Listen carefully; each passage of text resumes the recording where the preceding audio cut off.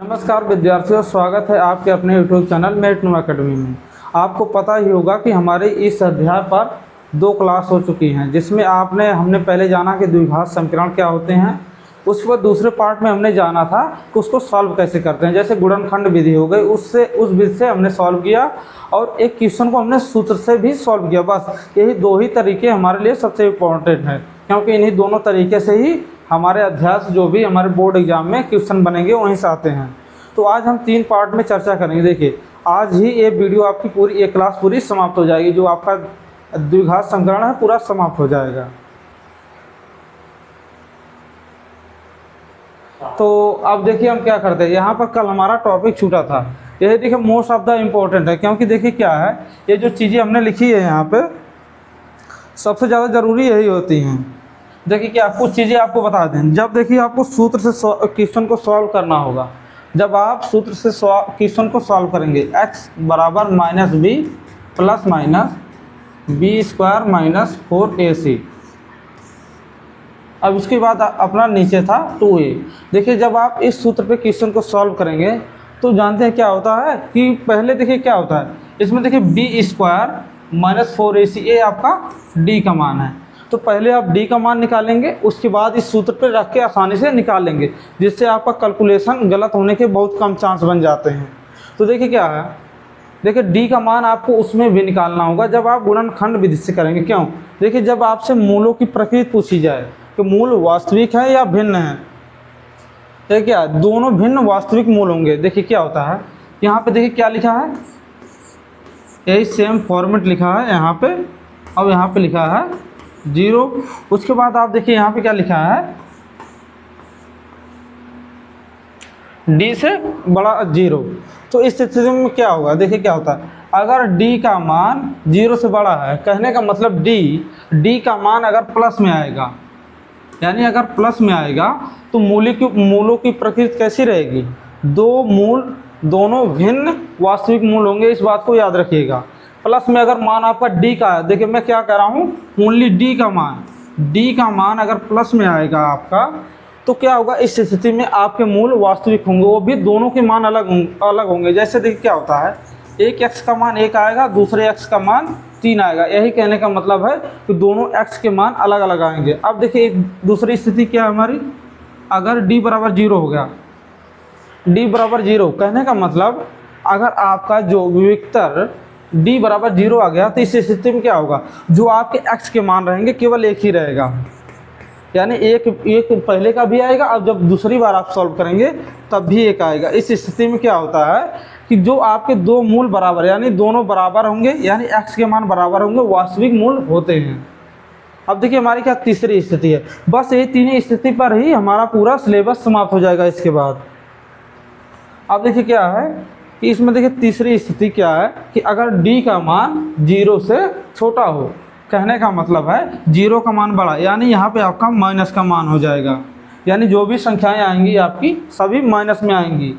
तो इस स्थिति में आपको देखिए क्या होता है कि डायरेक्ट क्वेश्चन लिखता है कि दिए हुए समीकरण का आप गुणनखंड विधि से मूल ज्ञात कीजिए, और उसके बाद उसमें क्वेश्चन डालेगा कि मूलों की प्रकृति भी बताइए।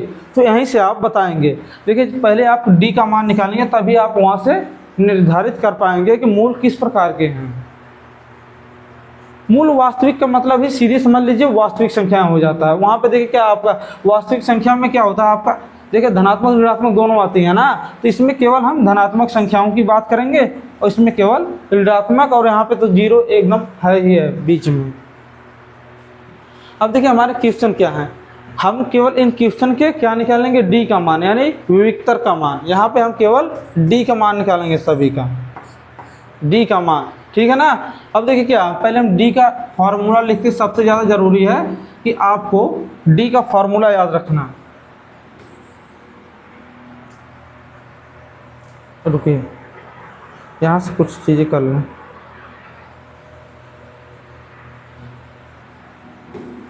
फोर ए, देखिए d का क्या हमारा फार्मूला, d 4a माइनस क्या है यार, B square minus 4a, sorry B square minus 4ac।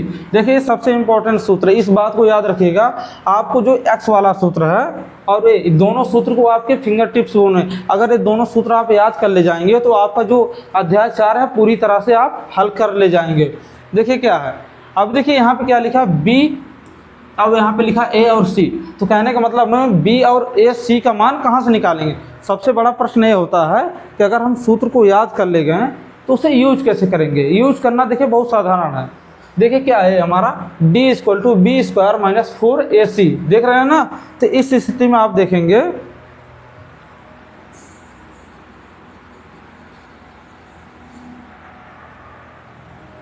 b² - 4ac। तो कहने का मतलब है कि आप b और a और c का मान कहाँ से निकालेंगे। तो आपको देखिए मानक रूप पता है कि नहीं। जैसे देखिए आपका क्या होता है, द्विघात समीकरण का मानक रूप होता है। अब देखिए यहाँ पे, अब देखिए यहाँ से हम बहुत आसानी से a b c का मान निकालेंगे। देखिए a और b c का मान हमें याद नहीं करना, केवल हमें सूत्र को याद रखना है, बस इस बात को याद रखिएगा। अब देखिए हमारा मानक रूप क्या है, ax² + bx + c। तो इस बात को ध्यान रखिए। अभी देखिए क्या, अभी देखिए बहुत, देखिए हम बताएं आपको, अगर आप यहाँ तक क्लास देखें तो लास्ट तक देखेंगे आपको जितना क्वेश्चन हम करवाएंगे सब वैसे ही आपको लगाना आ जाएगा। अब देखिए क्या है, यहाँ पे नॉर्मली कुछ ज़्यादा करना नहीं होता। जब भी आप इस तरीके से लिख ले जाएंगे तो क्या होता है। अब देखिए यहाँ पे देखिए एक एरो मैं लगा रहा हूँ, जो चीज़ें हमें पकड़नी है। जैसे देखिए क्या है, c के बराबर आप देखिए 2 है ना, यानी -2। तो यानी c का मान हमारा कितना हो जाएगा, -2। देख रहे हैं ना, बस कुछ नहीं करने। अब देखिए यहाँ पे चिन्ह को आपको ध्यान रखना कि माइनस है या प्लस, जैसा चिन्ह रहेगा उस अंक के आगे वही चिन्ह हम डायरेक्ट लिखेंगे। अब देखिए b के बराबर क्या है, अब देखिए जो चीज़ें बराबर होती हैं, देखिए x के बराबर तो लिखने की ज़रूरत नहीं है। तो आप देखिए b के बराबर क्या हमें 3 यानी +3 है, देख रहे हैं ना। अब देखिए दूसरे में क्या है हमारा, क्या है, अब इसमें देखेंगे आप a बराबर आपका है 2। अब देखिए हमें a b c का मान मिल गया तो डायरेक्ट हम उस सूत्र पे रख देंगे। सूत्र पे कैसे रखेंगे, देखिए पहले तो हम d बराबर लिखेंगे,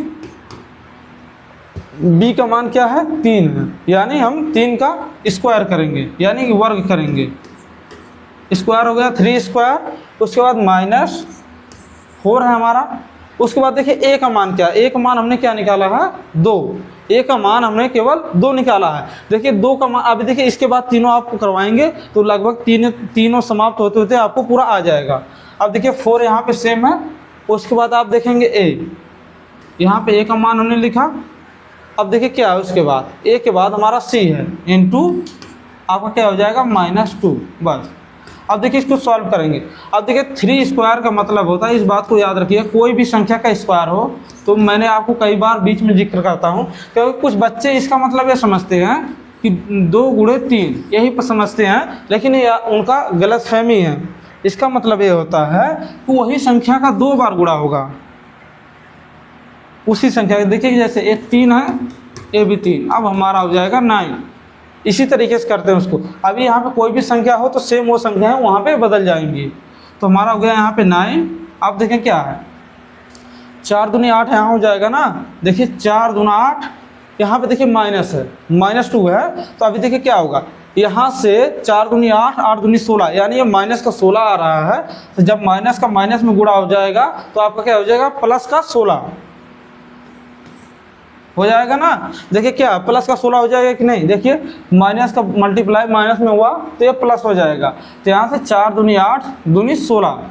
अब देखिए हमारा क्या होगा, अभी देखिए जो हमारा आंसर आएगा वो माइनस में आएगा। क्यों, क्योंकि देखिए जो माइनस की संख्या है वो बड़ी है और जो धनात्मक संख्या है छोटी।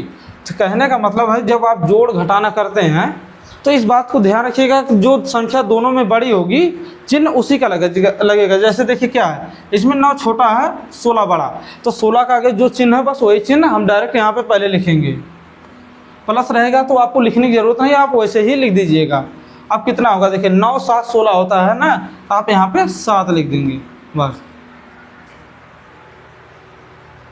हो गया। अब देखिए क्या है, मूलों की प्रकृति आपको कैसे पता चलेगी।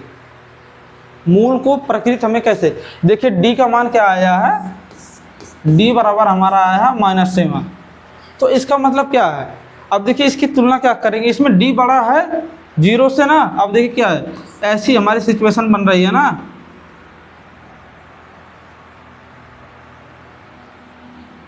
ऐसी सिचुएशन बन रही है ना। देखिए क्या होता है, डी का मान किससे, देखिए 0 से छोटी क्या चीज़ें होंगी। देखिए आपको यहाँ पे हमने वही चीज़ें लिखी हैं, ये लिखा है ना हमने। देखिए क्या होगा, अगर डी का मान 0 से छोटा आ जाए, 0 से छोटा आ जाए, यानी जो आपका देखिए क्या है यहाँ पे डी जो है आपका विविक्तर है। और देखिए क्या है यहाँ पे, इस तरीके से लिखने का मतलब क्या है, इस तरीके से लिखने का मतलब क्या, आप समझिए बात को। तो आप इस स्थिति में समझिए, जो ये मान है आपका किस तरीके से, तो इसके मूल कैसे होंगे, अब उसके अनुसार देखिए मूल कैसे होंगे हमारे। देखिए कोई वास्तविक मूल नहीं है, इस बात को याद रखिएगा, कोई वास्तविक मूल नहीं है, बस इतना आपको लिखना है।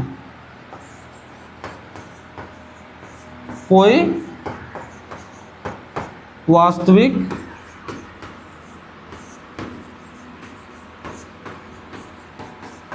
मूल नहीं है, बस इतना ही करना था, बस इतना ही लिखना था। बस इतना सॉल्व करके बस यही आपको लाइन इसमें ऐड करनी थी। वो लाइन हमने कहाँ से लिखी है, वो लाइन हमने यहाँ से लिखी है। देखिए तीनों फॉर्मेट लिखे गए हैं, 3 ही सिचुएशन बनेगी क्वेश्चन को सॉल्व करते वक्त, ये बात को याद रखिएगा। अब देखिए हम दूसरे को सॉल्व करेंगे, इसमें दूसरे को सॉल्व करेंगे। दूसरे में देखिए आपको ए बी सी का मान निकाल के हम दे दीजिएंगे, और आपको देखिए क्या आपको सूत्र लिख देंगे, और आपको उस पर सॉल्व करके हल करना रहेगा, क्योंकि अभी हमें बहुत से क्वेश्चन कराने हैं।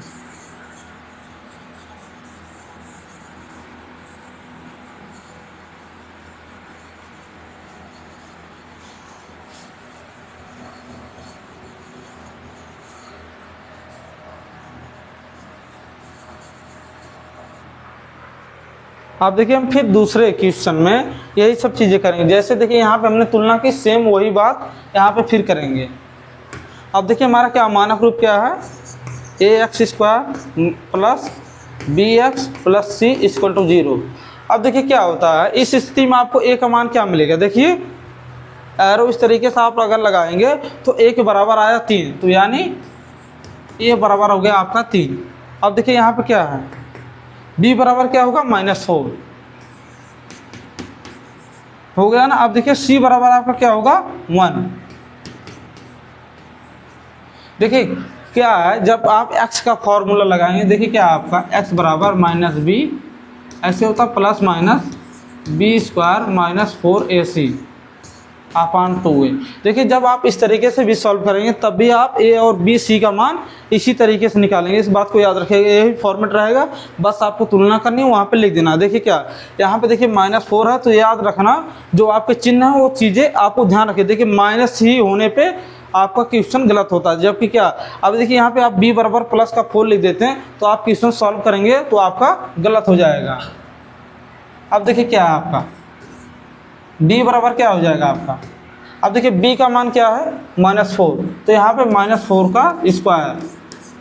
अब वहाँ पे माइनस का निशान है हमारे सूत्र में, तो क्या लिखेंगे, अब देखिए क्या 4 हो गया ना। उसके बाद आप देखेंगे क्या हमारा a का मान क्या है 3 हो गया। उसके बाद हमारा c का मान 1 है, तो हम यहाँ पे 1 लिख देंगे नॉर्मली। अब इसको सॉल्व कर लेते हैं, तो यहाँ पे हमारा हो जाएगा 16 क्यों हुआ, अब देखिए इस बात को, ये माइनस है, माइनस का 4 है। देखिए 2 बार माइनस का मल्टीप्लाई होगा ना, तो वो सभी चीज़ें प्लस में हो जाती हैं। देखिए क्या एक बार और लिख के आपको बता दें, -4 का होल स्क्वायर बराबर क्या होता है -4 मल्टीप्लाई -4, तो क्या हो गया आपका, वहाँ पे देखिए माइनस का माइनस से मल्टीप्लाई हो गया तो प्लस हो जाता है। अब देखिए 4 चौक 16 हो गया।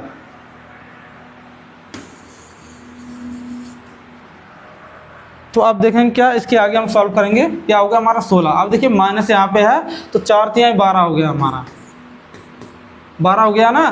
तो अब देखिए क्या हुआ, अब देखिए क्या होगा, यहाँ से जब इसको घटाएंगे 16 में से 12 को, तो हमारा केवल 4 बचेगा।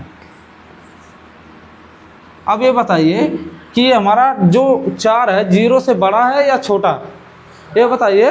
0 से बड़ा है ना, तो यानी कहने का मतलब है ये चीज़ें हमारी 0 से बड़ा है तो 4, तो हमारा डी सेम इसी तरीके से बनेगा। देखिए क्या, अगर 0 बड़ा है तो हमें डी का मान किस तरफ घुमाना है, हमें इस तरफ घुमाना है। समझ गया ना बात को? तो इस स्थिति में आपका क्या बनेगी, -4 नहीं होगा। देखिए क्या है यहाँ पे, ये देखिए बड़ी संख्या, देखिए +12 है, यहाँ पे देखिए +16 है और -12। तो इस स्थिति में आपको देखना है कि दोनों में से बड़ा कौन सा है। यहाँ पे 16 बड़ा है या 12? 16 बड़ा है, इसीलिए हमने 16 का ही चिन्ह यहाँ पे लगाया है। देखिए क्या है, जब जोड़ घटाना आपको एक लाइन में करना होता है तो वहाँ पे सबसे पहले आप देखिएगा कि किसका चिन्ह बड़ा है। अगर आपको पता चला कि +16, देखिए यहाँ पे प्लस का निशान वाली संख्या का मान बड़ा है, तो इस वजह से तो यहाँ पे हम प्लस लगाए हैं। अभी देखिए 12 छोटा है तो इसलिए हमने इसका चिन्ह नहीं लगाया। इस बात को ध्यान रखिएगा, जो आपका चिन्ह है देखिए इसी पे कन्फ्यूजन होता है। अभी देखिए यही चीज़ें आपको इस तरीके से सॉल्व करनी रहती तो आपका देखिए गड़बड़ नहीं होता, लेकिन क्या मैंने वही चीज़ें यहाँ पे लिखी क्या। तो इस स्थिति में अगर आप ऐसे कभी सिचुएशन फंस जाएँ कि चिन्ह कौन सा लगाना है, तो पहले देखना कि दोनों में संख्या कौन सी बड़ी है। तो बड़ी हमारी ये है तो इसका चिन्ह प्लस है, बस आप पहले डायरेक्ट लगा दीजिएगा। अब देखिए क्या बन गई हमारी स्थिति, 0 से बड़ा 4, तो यानी डी का मान क्या हो गया, 0 से बड़ा। तो इस स्थिति में हमने क्या लिखा है, इस स्थिति में हमने क्या लिखा है, देखिए यही है ना हमारा सिचुएशन, देख रहे हैं ना, यही ना बना सेम। तो इस स्थिति में हमारे क्या मूल होंगे, देखिए दोनों भिन्न वास्तविक मूल होते हैं, दोनों भिन्न वास्तविक मूल होते हैं, बस। तो यही लिखना है।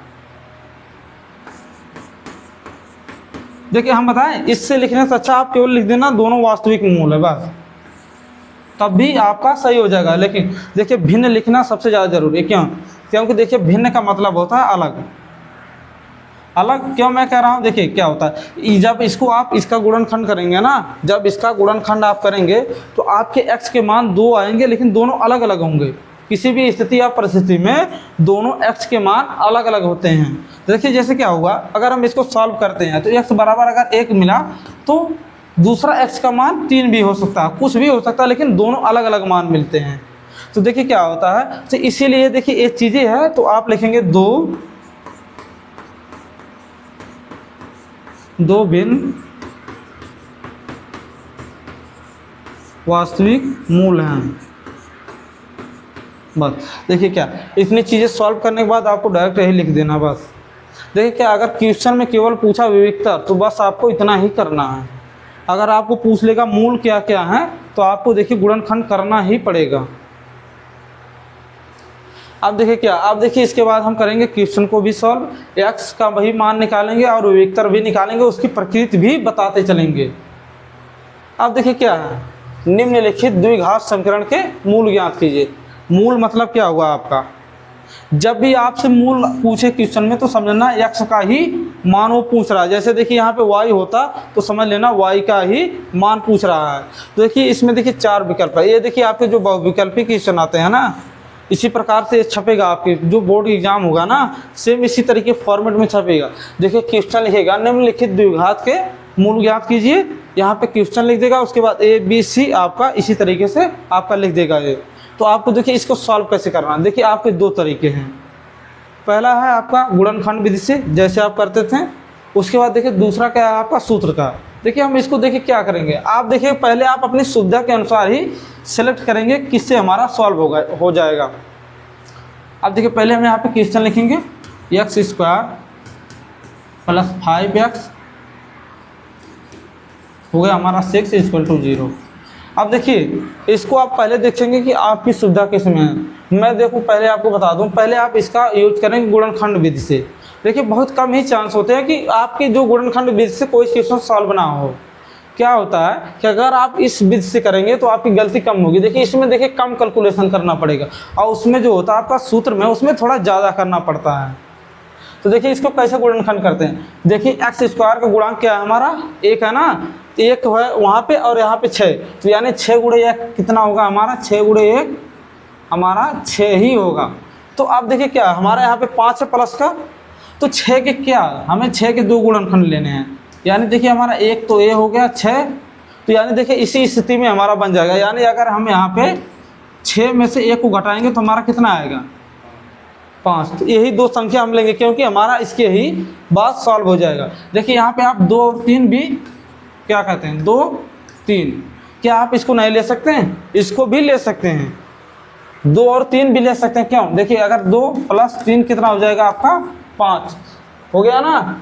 कुछ भी आप लेके सॉल्व करेंगे आपका आंसर वही आएगा, जो इससे आएगा वही आंसर इससे भी आएगा। क्या देखिए यहाँ पे 6 और 1 हो गया ना। अब यहाँ पे देखिए 2 और 3 दोनों, देखिए दोनों संख्याओं को जोड़ रहे हैं तो 5 आ रहा है। इसमें देखिए 6 में से 1 को घटा रहे हैं तब भी हमारा 5 आ रहा है। यानी कहने का मतलब है दोनों, चाहे इसको लेके हल कीजिए चाहे इसको, आपका आंसर इतना ही आएगा जितना इससे, दोनों से आंसर सेम आएगा। तो देखिए क्या है, x² प्लस हम पहले देखिए हम देखिए लगा रहे हैं 1 और 6, यानी 1 और 6 लेके आप लगाएंगे 2 और 3 लेके होमवर्क के रूप में। अब देखिए यहाँ पे हमारा हो जाएगा 6x। उसके बाद आपका देखिए क्या बचेगा, यहाँ पे हमें केवल 5x लाना है तो हम x को घटा देंगे। देखिए क्या x का गुणांक 1 है ना, जिसके आगे कोई गुणांक नहीं होता उसका 1 होता है। तो कहने का मतलब यहाँ 6 है यहाँ 1, तो 6 में से 1 घटाएंगे तो कितना आपको बचेगा, 5 बचता है। अब देखिए क्या हो गया आपका +6, आप यहाँ पे 0 हो जाएगा। अब देखिए क्या है, इन दोनों में कैसे कॉमन लेते हैं, इन दोनों में, इसमें देखिए क्या है, इसमें क्या है, तो इसमें क्या है हमारा, इसमें क्या हमारा, देखिए इसमें इन दोनों में हमें केवल x मिल रहा है तो x + 6 हो गया। उसके बाद आप देखेंगे क्या, इन दोनों में देखिए क्या, कौन सी चीज़ कॉमन लेंगे, केवल हम किस चीज़ का कॉमन लेंगे ये बताइए। देखिए क्या, केवल हम 1 का कॉमन लेंगे, केवल 1, माइनस सेम टू सेम वैसे ही रहेगा, माइनस सेम टू सेम वैसे रहेगा। क्यों? देखिए x + 6 हमें मान लाना है। अगर हम माइनस को कॉमन लेंगे तो जो हमारा यहाँ पे प्लस है, यहाँ पे जो प्लस है वो माइनस में बदल जाएगा, यानी x - 6 हो जाता है हमारा। तो यहाँ पे केवल हम 1 कॉमन लेंगे और माइनस का निशान सेम टू सेम वैसे ही रहेगा। तो आपका हो गया क्या, x + 6 हो गया ना। देखो सेम चीज़ें वही हमें लानी होती है, इस बात को ध्यान रखना। देखो पहले तो आप कॉमन लेंगे अपने मन से, लेकिन जो दूसरा कॉमन लेना होगा वो पहले वाले के ही मन से लेंगे। क्यों मैं कह रहा हूँ, देखिए x + 6 है तो हमें यहाँ पर भी x + 6 लाना ही होगा, तभी दोनों चीज़ें बराबर होंगी, तभी जाके हम अलग इसको लिखेंगे। अब देखिए क्या है, x - 1 यहाँ पर लिख देंगे हम, उसके बाद x + 6 यहाँ पे 0 हो गया। अब देखिए मूल कैसे ज्ञात करने आपको पता है, पहले x - 1 = 0 कर देंगे और यहाँ पे x + 6 = 0 बस। अब देखिए क्या, मैंने आपको बताया जो चीज़ें प्लस माइनस में होती हैं, जो चीज़ें प्लस माइनस में होती हैं जब उनको दूसरे तरफ किया जाता है तो उनका चिन्ह बदल जाता है। मैंने कई बार बताया, जब भी मैं क्वेश्चन को सॉल्व करवाता हूँ मैं ये बातें बार बार जिक्र करता हूँ, जब भी आपकी कोई संख्याएँ प्लस माइनस में हो, अगर उनका दूसरे तरफ यानी दूसरे तरफ पक्षांतर करते हैं तो उनका चिन्ह ऑटोमेटिक बदल जाता है, इस बात को याद रखिएगा। तो देखिए क्या होता है, x बराबर, अब देखिए 1 को हमें उस साइड ले जाना है तो 1 का क्या चिन्ह है, 1 का कैसा चिन्ह है, तो इसका चिन्ह है माइनस, माइनस है तो इधर जाएगा तो ये हो गया आपका प्लस। उसी तरीके से आप इधर देखेंगे तो यहाँ पे +6 है तो उस तरफ जाएगा तो -6 हो जाएगा, बस सीधी सी बात। यानी हमारे मूल क्या हैं। अब देखिए क्या, हमने इसको सॉल्व किया लेकिन हमारा आंसर नहीं मैच कर रहा ना, तो देखिए क्या, इस स्थिति में आपको सबसे अच्छा विकल्प होगा कि आप इसको सॉल्व करेंगे। देखिए क्या होता है, एक क्वेश्चन का क्या होता है आप समझिए बात को। जैसे देखिए जब इसका आप ग्राफ बनाते हैं ना, तो देखिए जो ग्राफ इससे बनेगा वही ग्राफ आप उससे सॉल्व करके बनाएंगे। देखिए क्या, हमें देखिए 2 3 के फॉर्मेट में आंसर है ना, तो इस बात को ध्यान रखना कि जो हमारा है आपको 2 3 लेके करना है। इसीलिए मैंने आपको ये करके दिखाया है ताकि आप इसमें अपना जो विकल्प है उसको लगाते समय आप दूसरा मेथड ट्राई करें, ताकि आपको पता चले इसमें से कौन सा आंसर होगा आपको। तो आप किसे ट्राई करेंगे, आप 2 और 3 लेके ट्राई करेंगे तो आपका आंसर इसमें मैच हो जाएगा, इस बात को ध्यान रखिएगा। 2 और 3 को ही मैच करेंगे। देखिए क्या होता है, जैसा देखिए क्वेश्चन होता है, देखिए क्या दोनों मान में कोई अंतर नहीं है। देखिए एक प्लस है ना तो एक माइनस है, तो इसमें भी एक प्लस होगा एक माइनस होगा, इस बात को ध्यान रखिएगा। समझ रहे हैं बात को, एक प्लस होगा एक माइनस, ये बात तो फिक्स है। अब देखिए क्या, निम्नलिखित द्विघात समीकरण के मूल ज्ञात कीजिए। इसमें भी मूल ज्ञात करना है। अब देखिए इसको भी हम मूल ज्ञात करेंगे। कैसे ज्ञात करेंगे, इसका गुणनखंड करेंगे। ये देखिए सेम क्वेश्चन है, सेम टू सेम वही क्वेश्चन है, दोबारा प्रिंट हो गया है। अब देखिए क्या है, निम्नलिखित द्विघात समीकरण के मूल ज्ञात करना। इसको देखिए बहुत आसान तरीके से हम करेंगे। देखिए क्या है हमारा 2x² प्लस 7x प्लस 3 = 0। इसका आप किस तरीके से सॉल्व करेंगे? इसको क्या सूत्र के माध्यम से क्या करना उचित होगा? पहले आप ट्राई करेंगे कि मेरा गुणनखंड विधि से हो रहा है या नहीं। अगर उससे नहीं होगा तभी जाके आप सूत्र लगाएंगे, नहीं तो आपका कैलकुलेशन बढ़ता चला जाएगा। अब देखिए यहाँ से क्या है, इन दोनों संख्याओं का गुणा कितना होगा? आपका कितना हो गया? 6 हो गया ना, 6 हो गया ना। अब देखिए 6 के गुणनखंड हमें लेने हैं। 6 के यानी 6 किन किन संख्याओं से कटेगा? 2 संख्या, एक तो ये 1 से कटेगा, एक तो ये स्वयं से कटेगा। पहला हमारा बन गया, यानी 6 का गुणा 1 में करेंगे, 6 का नाम 6। तो क्या इसके बाद भी है 2 और 3, 2 3 है ना, 2 और 3 है। तो क्या आप बताइए 2 और 3 के माध्यम से आप 7 ला सकते हैं? कभी नहीं आएगा ना। चाहे इसको घटाएं चाहे जोड़ें, कोई फर्क नहीं पड़ेगा, नहीं आएगा वो आपका, कभी भी नहीं आप 7 ला सकते। अगर हम इससे कहें तो इससे आपको 7 बनाना है तो कैसे आप बनाएंगे? 6 और 1 कितना होगा? तो 4 और 3 नहीं लेना, वही संख्याओं को जोड़ना या घटाना होगा। तो देखिए क्या है, ये हमारा 6 है, ये हमारा 1, तो हमें 7 बनाना है उस संख्या से। यानी जो हमारे जो संख्याएं इसको काटती हैं उन्हीं 2 संख्याओं से ये बीच वाली संख्या को घटा जोड़ के बनाना, बस सीधी सी बात। अब देखिए इसका क्या है, 6 और 1 कितना होगा हमारा? 7। तो यानी यहाँ पे हमारा पहला होगा 6x प्लस x, तब जाके हमारा हो जाएगा 7x, सीधी बात है। तो अब देखिए यहाँ पे लिखेंगे 2x² प्लस यहाँ पे 6x प्लस x प्लस 3, हो गया ना। बहुत सिंपल सी चीज़ है, आप लोग उतना देखिए दिमाग को लोड मत लीजिएगा, केवल इन दोनों का मल्टीप्लाई कीजिएगा, ठीक है। अगर इस स्थिति में आपके जो इन दोनों संख्याओं को काटने के लिए जो 2 संख्या लेंगे उन संख्याओं का जोड़ घटाना करके चेक कर लेंगे, इस बीच वाली संख्या को हमें केवल लाना है। अगर ऐसी स्थिति नहीं बनती है तो आपको क्या करना है, डायरेक्ट आपको यही वाला सूत्र लगाना है, plus minus b² minus 4ac/2a। Direct इस पे लगा के आप तुलना किससे करेंगे? ax² plus bx plus c = 0, आपका यहाँ पे हो जाएगा। अब यहाँ से देखिए क्या, c का मान, a का मान कितना मिलेगा? 2। अब यहाँ पे b का मान मिलेगा 7 और c का मान मिलेगा 3। तो इसी मान को आप यहाँ पे रख के सॉल्व कर लीजिए। मैंने आपको बताया एक बात और, जब आप इस सूत्र पर क्वेश्चन को सॉल्व करेंगे तो पहले आप d का मान निकालेंगे।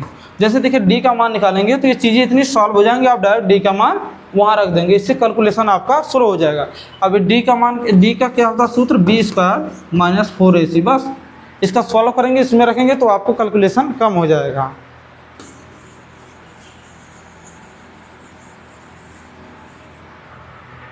तो अब देखिए क्या है, इन दोनों में कॉमन क्या लेंगे? देखिए कॉमन केवल जब गुणनखंड आप करेंगे तो कॉमन केवल आप 2 ही चीज़ में से लेंगे, पहला है दूसरा है, उसके बाद इसमें इन दोनों में। अब देखिए क्या है इसमें, इन दोनों में क्या मिला? 2x, यानी 2 इसमें भी है, 2 इसमें भी है, x इसमें भी, x इसमें। कैसे? अब देखिए केवल यहाँ पे हमारा x बचा। अब देखिए 6 में से 2 चला जाएगा तो कितना बचेगा? क्या नहीं, देखिए क्या है, यहाँ गुणनखंड के माध्यम से कॉमन ले रहे हैं। कॉमन लेने का मतलब उसके गुणे में से कुछ ना कुछ हम ले रहे हैं। देखिए 6 को कैसे लिखते हैं हम? 2 × 3 लिख भी सकते हैं। तो अगर इसमें से 2 जाएगा तो कितना बचेगा? केवल 3 बचेगा ना, तो वही हमारा 3 हो गया यहाँ पे। अब देखिए यहाँ पे भी हमें x + 3 लाना है, तो हम क्या कॉमन लेंगे दोनों में से कि x + 3 ही रहे वहाँ पे। इन दोनों में से हम क्या कॉमन लें कि हमारा मान सेम हो ही रहे? इन दोनों में से केवल एक ही संख्या कॉमन ली जाएगी, चाहे जो लेंगे हम। x अगर लेंगे, देखिए कॉमन क्या चीज़ें आप लेते हैं? जो चीज़ें दोनों में हों। इन दोनों में क्या दिख रहा है? क्या इसमें भी x है, इसमें भी x है? तो x नहीं कॉमन लिया जाएगा। क्या चीज़ है जो दोनों में दिख रही है? आप लोग भी कमेंट में बताइएगा कि इन दोनों में क्या चीज़ें दिख रही जो आप कॉमन ले सकते हैं। प्लस को कॉमन नहीं लेना, कोई संख्या कॉमन लेनी, कोई संख्या कॉमन लेनी है। नहीं, 3 भी नहीं ले सकते। +3 क्यों लेंगे? इसमें क्या 3 है? तो कॉमन कैसे लेंगे आप?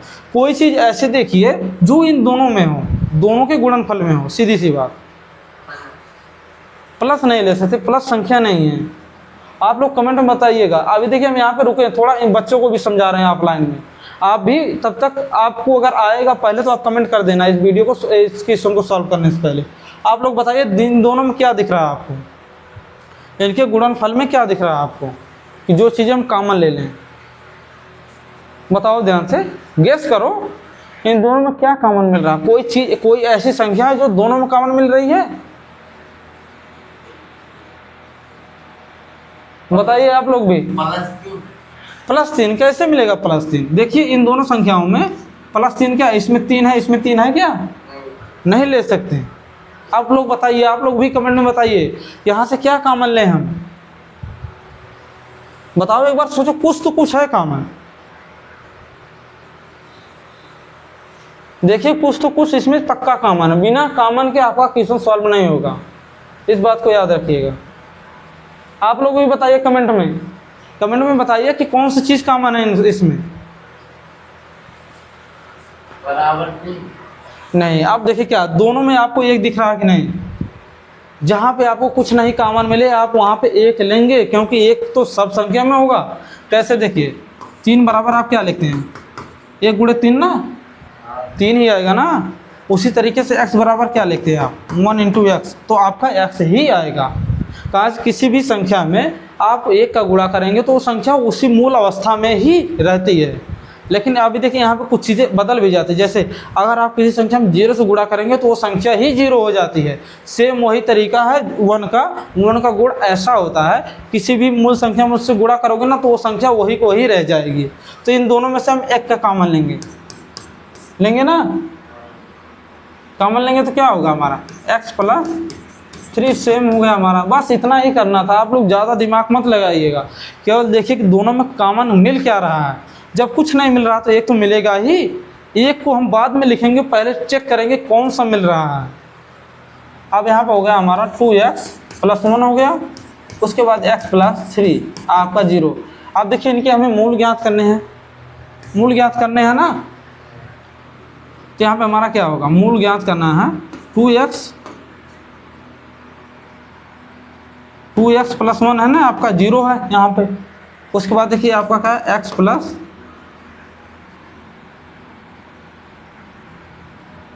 आपको हो गया यहाँ पे x + 3 = 0। अब आप लोग बताएंगे कि यहाँ पे हम x का मान कैसे निकालेंगे? अपनी कॉपी पे निकाल के बताइए x का मान। इसमें से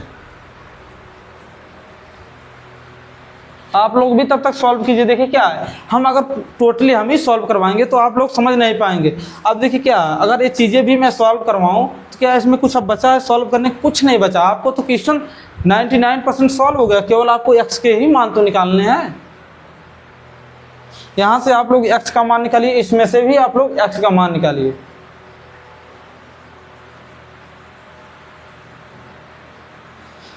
आप लोग भी निकालिए।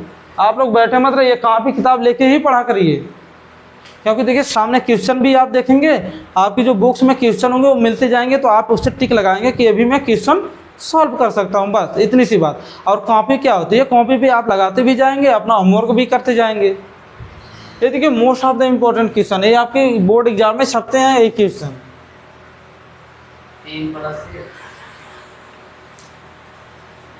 सभी लोग बताओ यार, एक एक करके मत बताओ।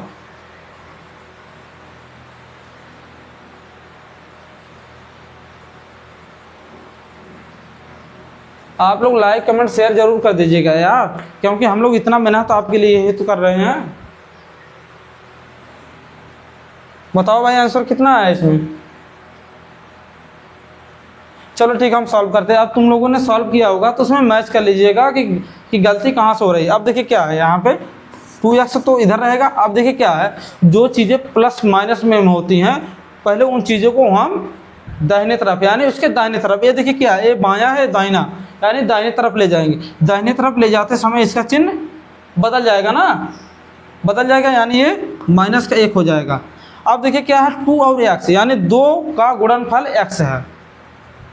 2 का गुणनफल x का गुणनफल 2 है। तो कहने का मतलब अगर हमें 2 को यहाँ से हटाना तो किस स्थिति में हटेगा? देखिए जब जो दो चीज़ें गुणे में हो और उसको दूसरी तरफ ले जाना हो यानी दाहिने तरफ ले जाना हो, तो जो संख्या जाएगी दाहिने तरफ, वो जितनी संख्या दाहिने तरफ होंगी उन्हीं सभी संख्याओं के हर के रूप में हो जाएगा, हर के रूप में हो जाएगा। तो यानी आपका यहाँ पे x बराबर क्या हो जाएगा? -1/2। 2। देखिए मैंने कहा जितनी भी संख्या दाहिने तरफ होंगी, अगर इधर देखिए दोनों संख्या गुणे के रूप में है तो यहाँ से हमारा 2 गया यहाँ पे, तो देखिए क्या हुआ, जितनी संख्या हमने बोला दाहिने तरफ होंगी सभी के नीचे 2 हो जाएगा। अगर यहाँ पे कुछ और भी संख्या होती तो सभी के नीचे 2 हो जाता डायरेक्ट। अब देखिए यहाँ पे क्या होगा, ये तो हमारा डायरेक्ट था। यहाँ पे देखिए x प्लस 3 है, तो 3 को आप दाहिने तरफ ले जाएंगे तो ये आपका हो जाएगा -3। बस इतना ही करना था। यहाँ पे प्लस था, वहाँ पे माइनस। कितने लोगों का सही है? किसी का सही है, किसी का नहीं सही है। चलो ठीक है यार, आप लोग पहले से बेस आपका मजबूत नहीं है ना।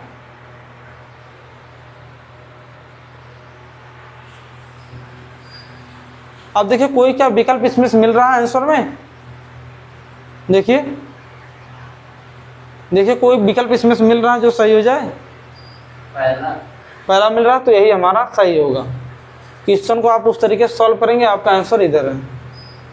वही चीज़ें सेम टू सेम आ गई ना। बस इसका भी आपको क्या करना है, क्या करना, देखिए क्या, निम्नलिखित द्विघात समीकरण के मूल ज्ञात कीजिएगा। तो आपको यह किस तरीके से आप लगा पाएंगे, ये आप किस तरीके से आप इसको सॉल्व करना चाहेंगे? देखिए क्या है, आप इस स्थिति में डर जाएंगे कि मेरा गुणनखंड से नहीं होगा, समझ रहे हैं ना। जैसे देखिए आप सोचेंगे कि हम इसका और इसका मल्टीप्लाई करेंगे तो कितना होगा। देखिए क्या होता है, जब दो संख्याएं रूट में होती हैं और आपस में गुणा होती हैं तो केवल वही संख्या बचती है, केवल 2 बचेगा। समझ रहे हैं बात को। देखिए दो संख्या सेम रहेंगी तब ऐसी स्थिति बनेगी। अगर दो संख्या अलग अलग हैं तो इस स्थिति में जानते हैं आपका क्या होगा, क्या होगा। अब देखिए यहाँ पे क्या हो जाएगा, 6 हो जाएगा आपका। समझ रहे हैं बात को। देखिए क्या, अगर दो संख्याएं सेम एक तरीके से हों रूट में, अगर उनका गुणा करेंगे तो केवल हमें मूल संख्या मिल जाएगी जो कि हमारा 2 है। समझ रहे हैं बात को। अब देखिए इसके बाद हम क्या करेंगे, देखिए यहाँ पे है √2 गुणे में यहाँ पे कितना हमारा 5 और √2। देखिए मैंने कहा जब आप गुणनखंड करेंगे तो यहाँ के x² के गुणांक और यहाँ पे असर पद का दोनों का गुणा करेंगे, उसके बाद इस संख्या को ऐसा तोड़ेंगे, ऐसे यानी ऐसे 2 गुणनखंड लेंगे इसमें, जो इस संख्या को जोड़ या घटाव के रूप में मध्य संख्या मिल जाए। अब देखिए इसका गुणा यहाँ पे करेंगे तो कितना होगा, देखिए 5 गुणे √2 गुणे कितना हो जाएगा 2, 4 नहीं होगा। मैंने आपको बताया ना, अगर रूट की संख्याएं 2 हैं सेम एक तरीके से देखेंगे तो वही संख्या बचेगी। तो आपका यहाँ पे कितना हो गया 2, यहाँ पे 10 हो गया। अब ये बताइए 10 को आप किसी तरीके से 7 कर सकते हैं, कर सकते हैं कि नहीं। अब देखिए 10 के 2 गुणनखंड लीजिए जिससे ये संख्या कटती हो। देखिए क्या है, पहला तो 2 होगा, 2 से कटेगी। अगर 2 हमने लिया तो इसके साथ हमें क्या लेना पड़ेगा 5, क्योंकि 2 5 10 होता है। दूसरी संख्या तो ले नहीं सकते इसके साथ। अगर एक संख्या हमने 2 ली तो दूसरी संख्या हम वही लेंगे जिससे गुणा करने पे वो संख्या आ जाए। तो हम दूसरी संख्या हमारी क्या है 5। क्या कोई और संख्या है जिसमें 10 है? एक और होती है, एक हमेशा होती है 10, ये भी होता है। एक ये हो गया, और कोई है संख्या, कोई 2 संख्या बताइए जिनका गुणनफल 10 हो। हाँ कोई भी 2 संख्या बताइए जिनका गुणनफल 10 हो, ये बताइए आप लोग बताइए, आप लोग कमेंट में बताइए कि ऐसी 2 संख्या बताओ जिनका गुणनफल 10 हो। 5 दूनी 10, वही तो हमने भी लिखा, 2 लिखो या 5 इधर लिखो, कोई फर्क नहीं पड़ता गुणे में। क्या कोई और संख्या है? नहीं है ना। तो देखिए अब इन्हीं दोनों संख्याओं में से हमें इस बीच वाले को लाना है। देखिए क्या इससे हम कभी भी 7 को ला सकते हैं? इससे आप कभी नहीं ला सकते। देखिए क्या है, 10 में से 1 घटाएंगे तो आपका कितना आएगा 9 आएगा, यानी 7 नहीं आया। अगर 10 में हम 1 जोड़ेंगे भी तो हमारा कितना आएगा 11। अगर देखिए हम 10 - 10 में से +1 करेंगे तो हमारा -9 आएगा, यानी किसी भी स्थिति परिस्थिति में हमारा 7 नहीं आ रहा। तो इस स्थिति में आप क्या करेंगे, तो आपका देखिए 2 और 5 से 7 लाना बहुत आसान है। 2 और 5 को डायरेक्ट जोड़ देंगे, आपका 7 हो जाएगा ना। तो आपको 2 और 5 को लेके सॉल्व करेंगे, यानी यहाँ पे 2x होगा और 5x होगा। बस नॉर्मली से इतनी बातें करनी होती। अब देखिए क्या है, इसको आप एक बार इस वाले क्वेश्चन को आप सूत्र से भी एक बार सॉल्व करेंगे। सूत्र से सॉल्व करेंगे और सॉल्व करने के बाद आप आंसर भी आप कमेंट में लिखना। अब देखिए क्या यहाँ पे हम देखिए हमारा आ गया ना, तो अब देखिए क्या 7 की जगह पे हम क्या लिखेंगे, 7 की जगह पे लिखेंगे 2 + 5। अब देखिए हमारा क्वेश्चन क्या है, √2x² + 7x, उसके बाद हो गया +5 √2 = 0। आप देख रहे हो ना। अब देखिए हमारा यहाँ पे क्या होगा, √2x² तो सेम रहेगा। उसके बाद देखिए यही सबसे ज़्यादा चीज़ होती है मध्य भाग। जो मध्य भाग होता है इसी को आप अगर तोड़ ले गए तो आप गुणनखंड आसानी से कर ले जाएंगे। तो यहाँ पे देखिए क्या, आप चाहे देखिए 2x पहले लिखिए चाहे 5x पहले लिखिए, कोई अंतर नहीं पड़ेगा उससे। तो यहाँ पे लिखेंगे आप 5x + 2x + 5 √2 = 0 हो गया आपका। हो गया ना, देखिए हो गया कि नहीं। अब बताइए इन दोनों में क्या कॉमन मिल रहा है।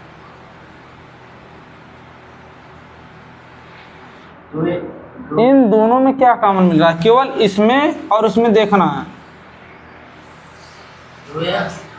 2x कैसे मिलेगा यार, यहाँ पे √2 हो तो 2 कहाँ से मिलेगा उसमें।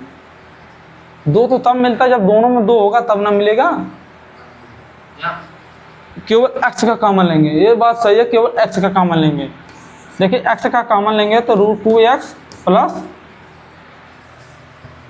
प्लस आपका यहाँ पर हो जाएगा 5 हो गया ना। देखिए बहुत नॉर्मल है, जो चीज़ें आपको कॉमन लेनी बस इन्हीं दोनों में से लेना, बस वही बात ध्यान रखनी। अब देखिए जो हमारा होता है दूसरा कॉमन लेने का तरीका, वो हमारे पहले के अनुसार होगा, क्योंकि हमें देखिए वहाँ बीच में क्या लाना पड़ेगा, √2x + 5। तो इस स्थिति में हम क्या लें कि ये हमारा बन जाए। देखिए अगर हमें √2 बनाना है तो पहले हमें 2 तो लेना पड़ेगा कॉमन इसमें से, क्यों।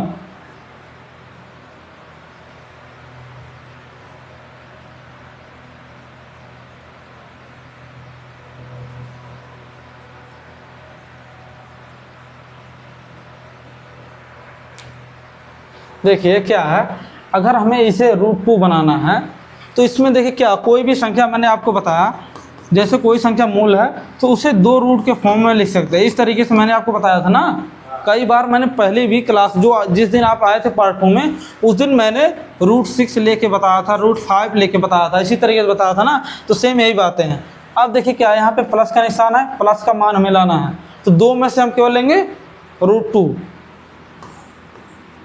लेंगे ना। उसके बाद आप बताइए यहाँ पे क्या बचेगा, जब 2 में से √2 चला गया तो क्या बचेगा आपका, x नहीं बचेगा। देखिए क्या है, ये 2 बराबर हमने क्या लिखा, √2 × √2, यही ना। तो अब इसमें से एक √2 चला गया तो कितना बचा,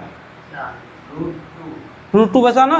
अब देखिए क्या है, यहाँ पे √2 हो गया। अब देखिए यहाँ पे x भी बचा, क्योंकि x तो हमने बाहर लिया नहीं, तो x यहाँ पे एग्जैक्ट लिख देंगे। यहाँ पे हो गया प्लस। आप देखेंगे उसके बाद क्या, सेम टू सेम चीज़ें। इसमें क्या है, इसमें से भी रूट है ना, तो इसको रूट निकाले तो क्या बचा, 5 बचा। देख रहे हैं ना, बहुत आसान चीज़ें हैं। देखिए क्या, इसके बाद क्या करेंगे आप, इन सब चीज़ों को एक तरफ देखिए, दो चीज़ें एक तरीके से मिल रही हैं ना, उनको केवल एक बार लिखेंगे, x + √2 हो गया। देखिए यहाँ से इसको हमने दोनों को एक तरफ लिख दिया। उसके बाद आप देखें क्या है, √2x + 5, यही हो गया ना हमारा। आप देखिए 0 है। अब हम x के मान निकालेंगे ना। x के मान आप कैसे निकालेंगे, देखिए क्या, x के ही, देखिए जो हमारा क्वेश्चन है मूल ही पूछा है ना, यानी x के ही मान उसने पूछा, सीधी बात। यानी मूल जब भी पूछे तो समझना आपका x का ही मान पूछ रहा है, सीधी बात समझना। अब देखिए x + √2 = 0 हो गया हमारा। अब इसमें से आप बताइए x का मान क्या होगा, आप लोग सॉल्व कीजिए इसको। x बराबर क्या होगा यहाँ पे, √2x + 5 = 0। आप दोनों में बताइए x का मान क्या, आप लोग भी सॉल्व कीजिए। और सॉल्व करके पहले ही आप कमेंट कर दीजिएगा, जैसे वीडियो तो आप देख रहे होंगे तो सॉल्व भी करते होंगे, तो आप इसको सॉल्व करके आप हमको बताइए कि इसके में इन दोनों में x का मान क्या होगा। जो बच्चा कमेंट में सबसे पहले अगर कमेंट अपना करेगा, देखिए क्या है, फर्स्ट ऑफ द जिसका कमेंट आएगा इससे आंसर का ना, उसके लिए एक गिफ्ट होगा।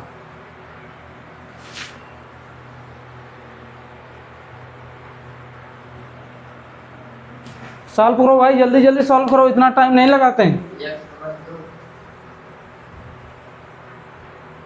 नहीं गलत है। बताओ यार, बताओ, तुम सब बताओ, तुम सब लगा लो, उसके बाद देखो मैं सॉल्व कर रहा हूँ, जो जिसका सही आ जाएगा समझ लेना उसको आ गया है क्वेश्चन। अब देखिए क्या है, यहाँ से हम x का मान निकालेंगे ना। जब हमें x का मान निकालना है तो जो चीज़ें x के अलावा है इसमें, उसको हम दाहिने तरफ करेंगे, सीधी बात है। अगर हमें x का मान निकालना है और सभी चीज़ों को हमें दाहिने तरफ करना किसी न किसी तरीके। अब देखना है कि ये दो संख्याएं प्लस के रूप में हैं, तो आप लोग देखिए ये दो संख्याएं प्लस के रूप में है, तो यानी इन सब संख्याओं का ट्रांसफर सीधे सीधे होगा एकदम। यानी ये इधर है तो इधर चली जाएगी लेफ्ट, यानी लेफ्ट से राइट तरफ जाएगी। लेकिन इसमें क्या होता है, आपका चिन्ह बदल जाएगा। अब देखिए यहाँ पे जाएगा √2, यानी माइनस का आपका √2 होगा, ठीक है ना। अब देखिए क्या है, यहाँ पे देखिए आप √2x + 5 = 0 हो गया ना आपका। अब देखिए क्या है, यहाँ पे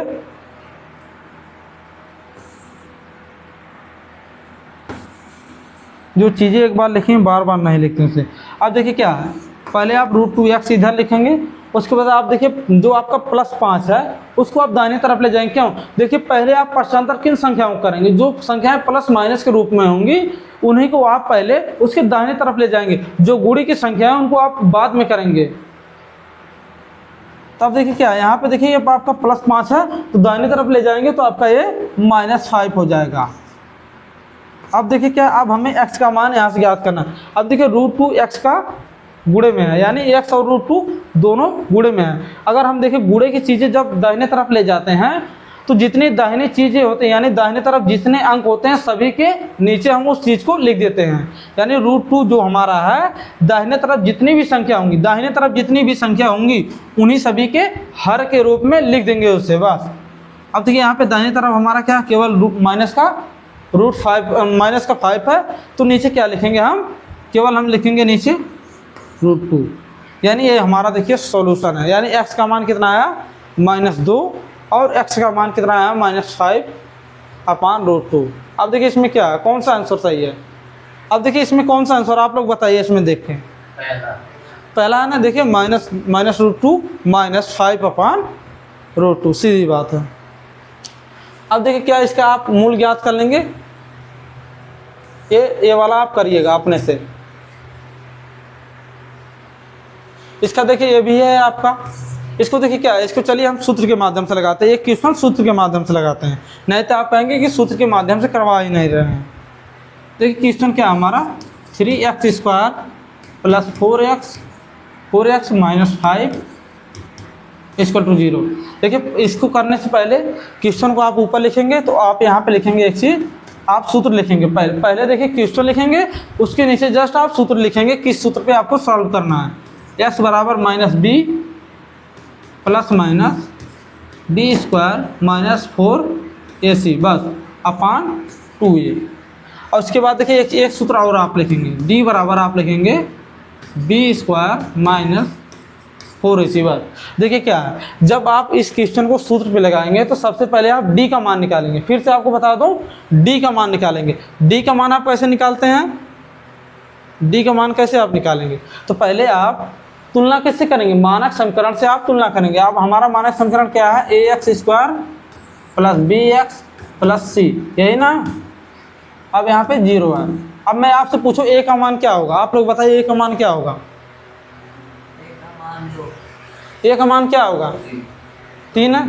कहाँ पे 2 है, कहाँ पे दिख रहा है आपको 2, पूरे इस क्वेश्चन बताइए 2 कहाँ दिख रहा है। ये ऊपर है, वो x² है, यानी वो x के साथ है। मैंने पूछा a का मान क्या होगा, 3 होगा ना। a का मान हो गया 3। b का मान क्या होगा, c का मान क्या होगा, -5। आपने बोलने में गलती की तो आपका क्वेश्चन भी गलत होगा, क्योंकि आप अगर गलत बोलेंगे गलत लिखेंगे, इस बात को याद रखिएगा। तो c बराबर आपका हो गया -5 हो गया ना। बस नॉर्मल चीज़ें आपको देखिए इसमें तुलना करनी रहती है।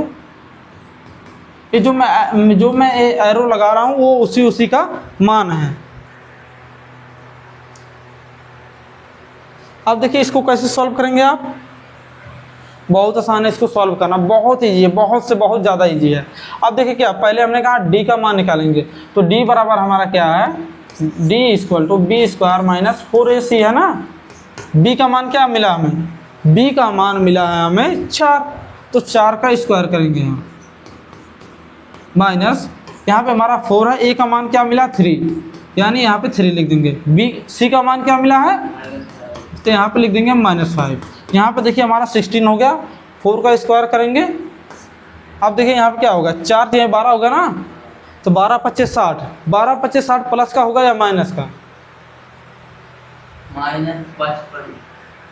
यहाँ पे ये बताइए, मैंने यहाँ पे पूछा 4 से 12 और 12 25 60 होगा, तो 60 को मैं प्लस के रूप में लिखूँ या माइनस के, प्लस क्या हुआ, 12 25 60। अब देखिए प्लस क्या हुआ, अब देखिए यहाँ पे देखिए माइनस यहाँ पे है ना, यहाँ पर भी माइनस यहाँ पे, यानी इन दोनों माइनस का भी मल्टीप्लाई हुआ ना उनके उसके साथ, तो यहाँ पे हो जाएगा आपका कितना होगा, 60 हो गया ना। अब देखिए क्या है आपका, आपका यहाँ पे कितना आया, डी का मान कितना आया, 4। इन दोनों को सॉल्व करेंगे तो कितना होगा, डी का मान, डी का मान कितना होगा 4। इन दोनों को जोड़ना है यार, 4 कहाँ से होगा, इन दोनों को जोड़ो कितना होगा, 60 10 70 6 76, सीधी बात। अब ये बताइए ये 0 से बड़ा है या छोटा, बड़ा है ना, छोटा कब होगा, जो माइनस संख्या होंगी वो छोटी, यानी ये हमारा बड़ा है 0 से, तो कहने का मतलब है ये 0 है, ये हमारा डी है। अब मैं पूछूं कि मूल की प्रकृति किस प्रकार की है, मूल किस प्रकार की, मैंने आपको 3 सिचुएशन बताई थी, डी बड़ा होगा 0 से, डी छोटा होगा 0 से, डी 0 के बराबर होगा, ये हमारी सिचुएशन बनी है। तो बताइए इस सिचुएशन के अनुसार अगर आपका यहाँ क्वेश्चन की मूल की बजाय आपका मूल की प्रकृति पूछे तो क्या आप लिखते हैं आंसर, आप समझे, मूल की प्रकृति पूछता तो केवल आपको सिर्फ इतना सॉल्व करके डायरेक्ट आंसर लिखना था। आपका आंसर क्या होगा, अगर d का मान 0 से बड़ा है तो क्या लिखेंगे आप, d बराबर 76। नहीं मैं कह रहा हूँ आप आंसर क्या लिखेंगे, मूल की प्रकृति क्या होगी आपकी, आंसर बताइए ना, मूल किस प्रकार के होंगे। जैसे देखिए वहाँ पे हम क्या लिख रहे थे, दोनों भिन्न मूल वास्तविक होंगे, ये लिख रहे थे ना, उसके बाद लिख रहे थे कि 2 बराबर वास्तविक मान होंगे, फिर हमने लिखा वास्तविक मूल नहीं होंगे, सीधी बात। तो ये बताइए किस प्रकार की स्थिति है, ये किस प्रकार की स्थिति है, आपका आंसर किस प्रकार आएगा। तो देखिए क्या है, आपको वो चीज़ें याद करनी जहाँ पे हमने लिखाया था, ऐसे लिखा था ना b² + 4ac, इसी तरीके से लिखा ना, इस तरीके से हमने कुछ लिखा था, इसी तरीके से हमने कुछ वहाँ पे लिखा है ना, तो उसी के अनुसार आप बताइए कि ये 0 का मान, यानी हमारी सिचुएशन तीनों में से कोई न कोई एक बन रही है। तो इसमें देखिए क्या है, जो हमारा d का मान है 0 से बड़ा है ना, तो इस स्थिति में हमारे मूल दोनों मूल भिन्न भी होंगे और साथ साथ उनके मान अलग भी होंगे। तो इसका आंसर क्या लिखेंगे आप, दोनों मूल वास्तविक होंगे, वो भी भिन्न होंगे, इस बात को याद रखना, दोनों भिन्न वास्तविक मूल होंगे, इस बात को आप लिखना है, भिन्न जरूरी लिखना, क्योंकि x के मान दोनों अलग अलग आएंगे, इस बात को याद रखिएगा, ठीक है ना। अब देखिए इसको सॉल्व हम करेंगे, तो d का मान हमें कितना मिला, d = 76, हमारा यही है ना। देखिए यहाँ से d का मान इतना आसान है, आप लोग ज़्यादा दिमाग थोड़ा बहुत लगाएंगे तब भी तो आ जाएगा आप लोगों को। अब देखिए क्या, अब इस पे हम लगाएंगे इस सूत्र पे, यानी इस जगह पे हमारा हो गया d का मान हमें निकाल लिया है, तो यानी इन दोनों को हमें सॉल्व नहीं करना, केवल वहीं पे 76 लिखना है। अब देखिए हमारा क्या है, x = हो जाएगा ना माइनस, b का मान क्या है हमारा 4 है ना, तो अब देखिए सूत्र में हमारा माइनस है तो यहाँ पे 4 लिख देंगे, यहाँ पे देखिए प्लस माइनस है। अब देखिए इसका मान हमने निकाला ना b² - 4ac, तो इसका मान कितना है, तो यहाँ पे देखिए रूट तो सेम रहेगा, अब यहाँ पे लगा देंगे 76, ठीक है ना। उसके बाद आप देखेंगे 2a नीचे है हमारा, यानी हर के रूप में है, 2a हमारा हर के रूप में है, तो 2 तो सेम लिखेंगे, a का मान क्या है हमारे पास 3, अब 3 हो गया हमारा, यहाँ पे हो गया ना। अब देखिए इसको सॉल्व करेंगे हम, -4 ये है ना, प्लस माइनस रूट का 16, यहाँ पे हो जाएगा 76। अब यहाँ पे हो जाएगा आपका 3 दूनी 6 हो गया ना। अब देखिए मैं क्यों बताता हूँ कि सूत्र आपको जल्दी नहीं लगाना चाहिए, क्योंकि देखिए आपने ऐसा अंक पाया रूट में ना, आपको कन्फ्यूजन हो रहा है कि नहीं कि इसको सॉल्व कैसे करेंगे, हो रहा है ना। तो इसीलिए मैं कहता हूँ जो चीज़ें पहले आप ट्राई करेंगे इसका इसमें मल्टीप्लाई करके, फिर इसके 2 ऐसी संख्या लेंगे जो इन दोनों का गुणनफल हो, यानी 2 संख्याओं का गुणनफल जो इनके गुणनफल का मिले। देखिए क्या 15 हो गया है हमारा, ठीक देख रहे हैं ना आप। तो इन संख्याओं को आप किस संख्या के लेंगे कि आप इसका बीच वाला आएगा, ये बीच वाला लाना है ना हमें। तो बीच वाला लाने के लिए हम क्या 2 संख्याओं ऐसी लें जिनका गुणनफल तो 15 हो, लेकिन उनका जोड़ घटाना करने के बाद हमारा 4 आना चाहिए। तो क्या हमारा है, एक तो हमारा देखिए क्या है, 1 15 होता है, इससे तो आंसर ये तो आएगा नहीं बीच वाला। दूसरा क्या होगा, दूसरा कोई 2 संख्या बताइए जिनका गुणनफल 15 हो। 11 4 तो जोड़ने के बाद होगा, गुणनफल बताइए। मैं कह रहा हूँ 2 संख्या ऐसी बताइए जिनका गुणा करने में 15 आए। 2 संख्या बताओ। 3 हो गया, उसके साथ किसका गुणा करेंगे? 3 गुणे 2 कितना होगा आपका? 15 लाना है ना हमें।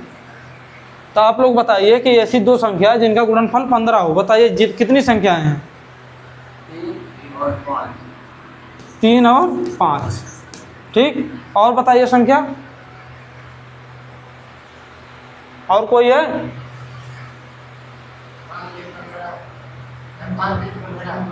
वही तो है यार। तो देखिए क्या आप लोग इस तरीके से ट्राई करेंगे। चलिए ठीक है, मैं जान गया, आप लोग ट्राई करेंगे इस तरीके से। पहले अगर इस तरीके से आपका सॉल्व नहीं होगा तो आपको सूत्र लगा के सॉल्व करना ही पड़ेगा। अब देखिए क्या है, अब इसको हम सॉल्व करेंगे ना, x बराबर क्या होगा आपका, अब इसको सॉल्व करना है ना। तो देखिए पहला होता है x बराबर -4 लिखेंगे, यहाँ पे प्लस का निशान। अब यहाँ पे हमारा 76 सेम रहेगा। अब यहाँ पे हमारा कितना आ जाएगा? 6 आएगा ना। अब देखिए यहाँ पे क्या है हमारा, दूसरा क्या आएगा हमारा, x बराबर -4। यहाँ पे क्या आएगा, यहाँ पे देखिए प्लस वाला हमने लिख लिया तो वहाँ पे केवल माइनस वाला लिखेंगे बस। 76 अपॉन यहाँ पे कितना हमने 6 लिखा है। आप 76 को कैसे किसी संख्या के रूप में बदलना है ना हमें। आप लोग पहले चेक कीजिए क्या किसी संख्या का वर्ग है, कोई ऐसी संख्या है जिसका वर्ग 76 होता है। जैसे आप देखिए 2 का वर्ग कितना है, 4, नहीं है ना। अब देखिए इसको कैसे सॉल्व आप करेंगे, इसको आप कैसे सॉल्व करेंगे, इसको आप सॉल्व कैसे करेंगे। देखिए क्या है, लासा आपको आता है, एलसीएम, तो उसका एलसीएम निकालिए। हाँ, जो 2 संख्याएं हैं उनको अलग कर देना और जो सिंगल संख्याएं बनेंगी उनको अलग करना। तो पहले आप 76 का क्या निकालेंगे, पहले आप लोग एलसीएम निकालिए। उसके बाद जो संख्याएं 2 होंगी उनको आप अलग कर दीजिएगा, ठीक है ना। वीडियो रोक के चेक करो कौन है। तो जानते हैं आप लोग क्या हुआ कि जो बच्चे पढ़ने हैं तो उनके पेरेंट्स आके शटर को बहुत तेज़ी से पीट रहे थे, बस इतना हुआ। इसमें आवाज़ भी आई होगी आपको। तो चलिए हम इसके आगे चलते हैं। देखिए क्या है हमारा क्वेश्चन यहाँ तक है, सॉल्व हुआ है। देखिए क्या है, अब देखिए इस विकल्प में मत जाइए, सभी विकल्प गलत हैं हमारे। जो विकल्प है उन सबको मत देखिए, कभी भी विकल्प देख के आप क्वेश्चन को सॉल्व नहीं करेंगे। देखिए जो हमारी स्थिति, अगर आपके ऊपर आपका विश्वास है तो आप अपने तरीके से क्वेश्चन सॉल्व करिए। अगर आपको विश्वास है कि आपका सही है तो समझ लेना सभी विकल्प गलत है, इस बात को याद रखना है। अब देखिए क्या है, जब आपने 76 का एलसीएम निकालने के तरीके अपनाए, देखिए क्या है एलसीएम का मतलब जानते हैं क्या होता है, सीधी बात है, जो हमारी अभाज्य संख्या होती है, अभाज्य संख्याएं ही केवल उसमें लिखी जाती हैं। देखिए क्या होता है, कुछ 76 का हम इस तरीके से लिखेंगे। देखिए क्या, पहले तो देखिए हम 2 लेंगे, 2 से कितना करेंगे, 2 तिया 6 हो जाएगा हमारा, 2 अट्ठे 16 है ना। उसके बाद देखिए आपका 2 से 19 दूना 38, तो आपका देखिए वहाँ पे 19 हो गया ना। अब देखिए क्या है, ये हमारा 2 गुणे 2 है ना। उसके बाद देखिए क्या हमारा गुणे 19। तो इसमें जो चीज़ें डबल होती हैं ना, देखिए ये हमारी डबल है ना, तो इसको हम रूट से बाहर लिखेंगे। जो चीज़ें सिंगल होंगी, जो चीज़ें अकेले होंगी, उन सबको हम रूट के अंदर लिखेंगे। केवल हमको जोड़ा 2 का ही बनाना है। अगर यहाँ पे 3 2 होता तो इसका मतलब क्या होता, देखिए 2 गुणे 2 गुणे 2 गुणे 19। तो इस स्थिति में क्या होता आपका, केवल ये 2 बाहर होता रूट के, और ये दोनों चीज़ें अंदर होती। कहने का मतलब ये दोनों चीज़ें अंदर होती। अब देखिए कैसे, अब देखिए यहाँ पे हमारा -4 है ना। अब देखिए यहाँ पे हमें केवल +2, यानी हम केवल 2 ही बार लिखेंगे, क्योंकि 2 हमको 2 बार मिला है। 2 यहाँ पे हो गया। अब देखिए इसके अंदर हो गया हमारा 19, हो गया ना। मैंने आपको बताया जो चीज़ें डबल होंगी, यानी देखिए यहाँ पे देखिए 2 हमको डबल मिला, तो इसको हमने बाहर लिखा है ना रूट के। अब यहाँ पे देखिए रूट 19 हम वहाँ पे सेम टू सेम लिख दिए। अब देखिए यहाँ पे क्या हो गया हमारा 6 हो गया ना। अब देखिए 6 तो हमने सेम उसी तरीके से लिखा, इसका भी सेम वही सोल्यूशन होगा। इसका भी देखिए क्या होगा, x = -4 - 2, यहाँ पे हो जाएगा आपका 19/6। अब इसको आप कैसे सॉल्व करेंगे,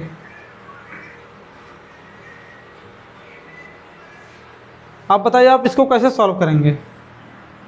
इसको सॉल्व तो कर ही सकते हैं आप लोग, सॉल्व कीजिए इसको, x और x के मान लिख के सॉल्व कीजिए।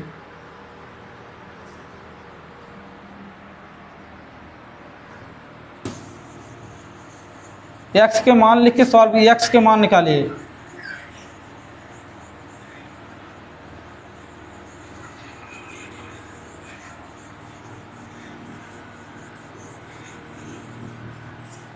निकालो भाई, x के मान निकालो, क्यों इतना टाइम लगा रहे हो।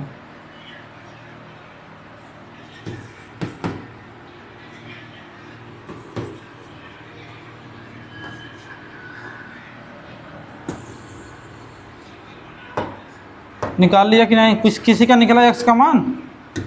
इसको सॉल्व कर सकते हो ना अभी आगे तक।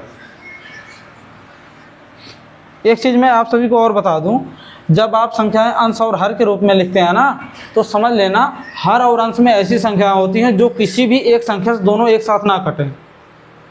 अभी तो कोई संख्या ऐसी है ना जो ऊपर के कुछ हर को, ऊपर के अंश और हर को काट रही है ना कोई संख्या, लेकिन आपको इसको उस स्थिति में ले जाके छोड़ना है कि कोई ना कटे। जैसे देखिए 1/2 किसी संख्या से कटेगा, एक को छोड़ के किसी से नहीं कटेगा ना। अब देखिए यहाँ पे 4/2 हो गया, तो ये हमारा कट जाएगा ना, 4/2 नहीं।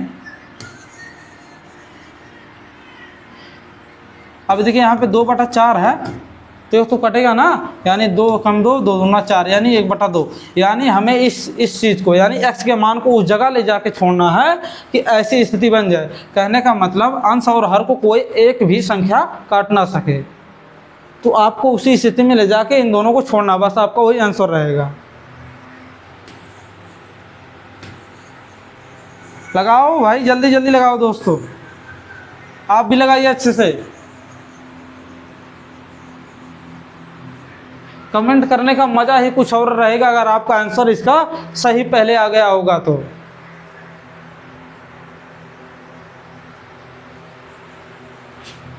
अब देखिए क्या है हमारा, देखिए पहले हम इसको सॉल्व करेंगे। देखिए क्या है, -4 है ना, और यहाँ पे देखेंगे आप +2 है, यानी इन दोनों में से आप क्या कॉमन ले सकते हैं, ऊपर यानी अंश में से आप क्या कॉमन ले सकते हैं, 2 कॉमन ले सकते हैं। तो आपका देखिए यहाँ पे 2 हो जाएगा बाहर, हो गया ना। अब देखिए उसके बाद देखिए आपका 2 हो गया यहाँ पे, -4 आपका यहाँ -4 नहीं रहेगा, वहाँ से देखिए 2 हमने लिया तो केवल वहाँ पे 2 बचेगा, यहाँ पे हमारा 2 बचा। उसके बाद देखिए प्लस का हो गया, प्लस के बाद हमारा क्या, केवल यहाँ पे क्या बचेगा, आप बताइए यहाँ पे क्या बचेगा, केवल 19 बचेगा।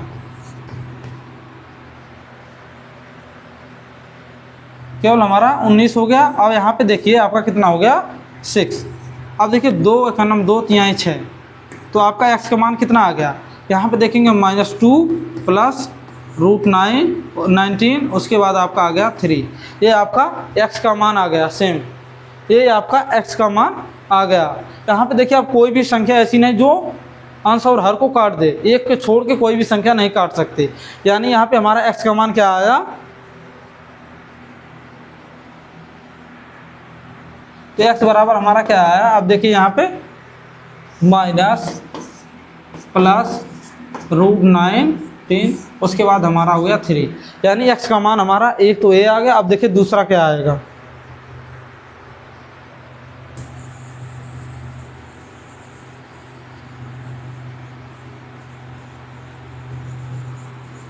दूसरा तब तक आप लोग सॉल्व करते रहिएगा।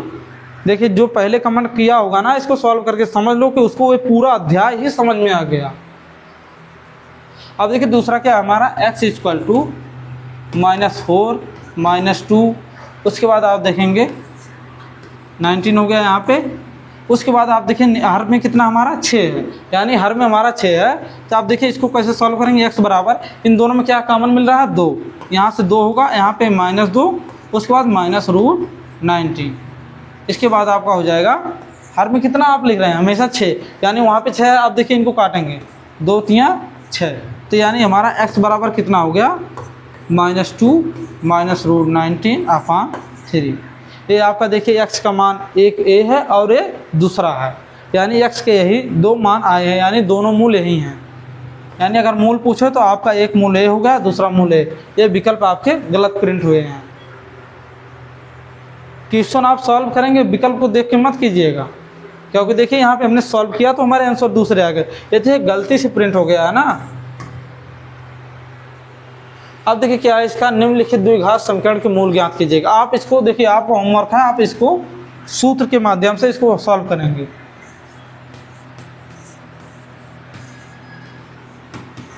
सूत्र के द्वारा सॉल्व करेंगे।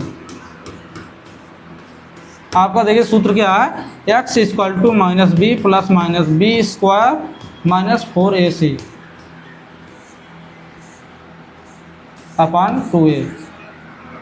और इनके मूलों की प्रकृति भी आपको बतानी है। देखिए क्या, इसमें देखिए सूत्र के माध्यम से आपको सॉल्व करना, मूल बताने हैं, मूल प्लस इसकी प्रकृति, मूल की प्रकृति बतानी है।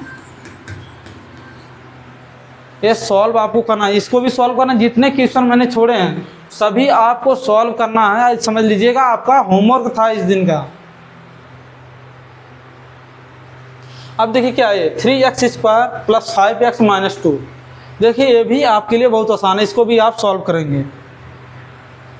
अब देखिए क्या है, आप देखिए सबसे इंपॉर्टेंट चीज़ देखिए क्या लिखा है। अब देखिए क्या, ये सभी देखिए आपके बहुविकल्पी क्वेश्चन है, समझिए बात को, ये आपके बहुविकल्पी क्वेश्चन जो आपके डायरेक्ट आपके बोर्ड में छपते हैं। क्या है कि ये सब चीज़ें आपको याद रहेंगी ना, ये सभी देखिए क्या है, ये आपके कथन टाइप के क्वेश्चन है ना। तो ये आपके देखिए क्या है, इसको देखिए कुछ बच्चे छोड़ देते हैं। जो हमारी शर्त होती है कि द्विघात समीकरण क्या होते हैं, अभी देखिए d बराबर हमने आपको पढ़ाया था, सभी देखिए यहाँ पे चीज़ें लिखी हैं। क्वेश्चन को ध्यान से देखिएगा और देखिए, मैं एक बार इसको देखिए, क्वेश्चन को जब भी आप पढ़ेंगे पहले 2 बार पढ़ेंगे, उसके बाद आप टिक मारेंगे। क्योंकि देखिए क्या है, ऐसे क्वेश्चन आपको पूरे नंबर देके जाते हैं, इसमें कुछ लगाना भी नहीं रहता, केवल आपको विकल्प का चयन करना रहता है। देखिए अगर ये आप गलत कर देंगे तो लगाने में कितनी गलतियाँ करेंगे। अब देखिए, किसी द्विघात समीकरण के मूल वास्तविक और बराबर हैं। देखिए क्या कहा गया है, यानी हमारा क्या है, d बराबर 0, यानी कहा है कि किसी द्विघात समीकरण के मूल वास्तविक और बराबर हो। यानी क्या है, जब x के मान 1 आए और d का मान 0 हो, यानी d का यानी विविक्तर हमारा 0 हो, तभी जाके ऐसी सिचुएशन बनती है। यानी हमारा कौन सा विकल्प सही है, सी, ये हमारा सही है, इस बात को याद रखिएगा। अब देखिए क्या है, द्विघात समीकरण x² plus mx plus 9 equal to क्या है आपका 9 के मूल वास्तविक यदि m का मान होगा। देखिए क्या m का मान क्या होगा आपका, m का मान आप कैसे निकालेंगे। देखिए क्या है, m का मान आप देखिए इस सूत्र से भी निकाल सकते हैं, b² - 4ac, एक तरीका आप ये अपनाएंगे। और दूसरा तरीका आपका क्या हो सकता है, आप इसके गुणनखंड करेंगे तो आपको वहाँ पे एग्जैक्ट ही वैल्यू मिल जाएगी m की, डायरेक्ट m की मिल जाएगी। उसके बाद देखिए क्या, आप सूत्र के माध्यम से ये वाला सूत्र भी आप डायरेक्ट लगाएंगे तो आपका सॉल्व हो जाएगा।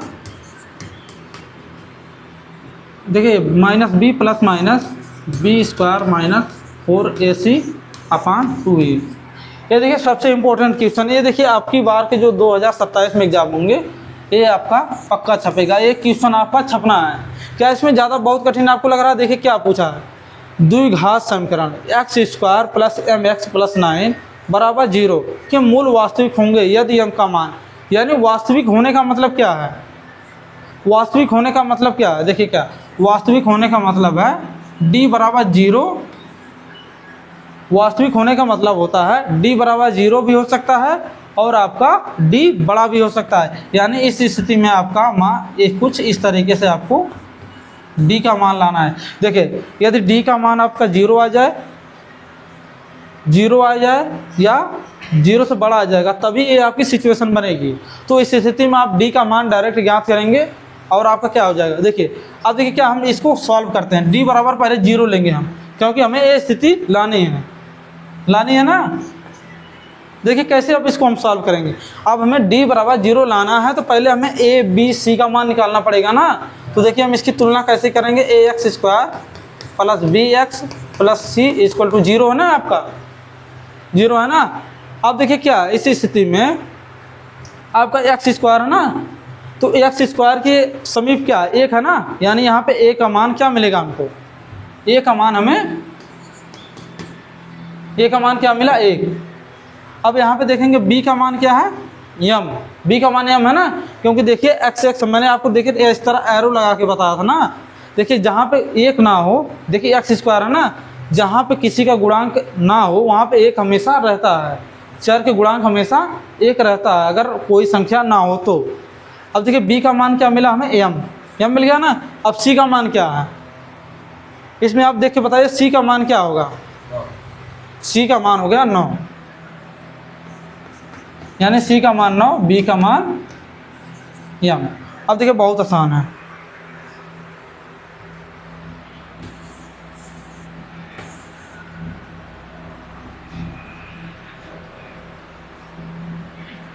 बस नॉर्मल सी चीज़ है। अब देखिए सॉल्व कैसे करेंगे।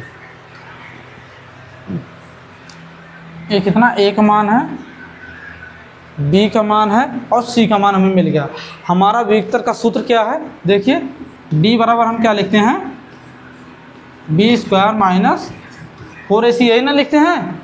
देखिए b² माइनस 4ac लिखते हैं। तो आप इस स्थिति में क्या करेंगे, आपको d बराबर 0 मानना पड़ेगा। d बराबर 0 क्यों आप लिखेंगे, क्योंकि ये स्थिति तभी बनेगी जब आपका d बराबर 0 होगा या 0 से ज़्यादा होगा। तो अब देखिए d बराबर हम 0 लिखेंगे। अब b का मान हमें क्या मिला है, b का मान देखिए क्या मिला है m²। तो आपका हो गया यहाँ पे m² माइनस यहाँ पे देखिए 4 है ना। अब देखिए a का मान क्या है, यहाँ पे आप बताइए a का मान क्या है। a का मान हमारा 1 है। उसके बाद आप देखेंगे c का मान कितना है हमारा, c का मान कितना है 9, यहाँ पे हो गया हमारा 9। अब देखिए इसको सॉल्व करेंगे, m² माइनस अब देखिए क्या है यहाँ पे 9 चौक 36 हो जाएगा ना, आपका 36 हो जाएगा ना।